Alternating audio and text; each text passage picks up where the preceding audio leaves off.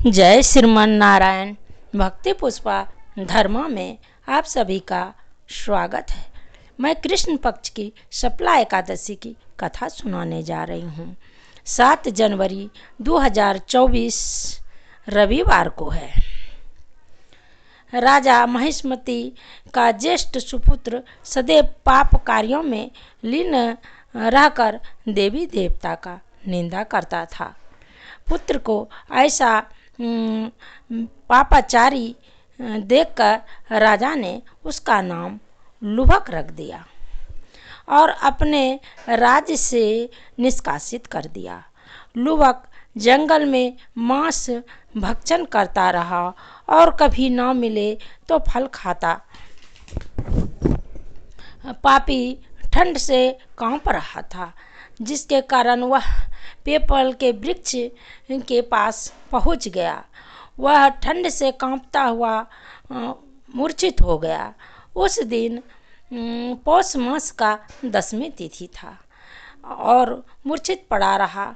जब होश आया तो कृष्ण पक्ष की एकादशी शपला एकादशी थी उस दिन, और उठकर जंगल में चले गया और वहाँ पर थोड़ा फल मिला। फल इकट्ठा कर कर पीपल के वृक्ष के पास फिर पुनः वापस आ गया और मन में स्मरण करने लगा और सोचने लगा कि विष्णु भगवान को मैं स्मरण करता हूँ।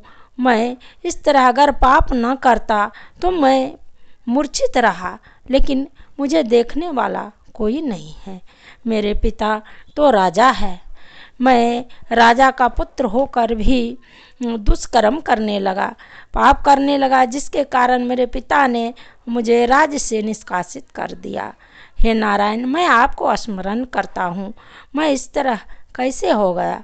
यह स्मरण करते हुए और रात में अपना जागरण हो गया। स्मरण करते हुए रात में जागरण हो गया। पुनः जब नारायण प्रकट होके कहते हैं कि अनजाने में ही तुमसे शपला एकादशी का व्रत हो गया है। कहो लुभक, तुम्हें क्या चाहिए? तो हे नारायण, मैं आपको प्रणाम करता हूँ। आप मुझे सारे पापों से मुक्त कर दीजिए। मैं सदा मांस भक्षण करता रहा, देवता का निंदा करता रहा। प्रभु मुझे क्षमा कर दीजिए। नारायण ने क्षमा करते हुए कहे, जो एकादशी का व्रत करते हैं, नियम निष्ठा या अनजाने में भी हो जाता है, तो उसे मैं फल अवश्य देता हूँ।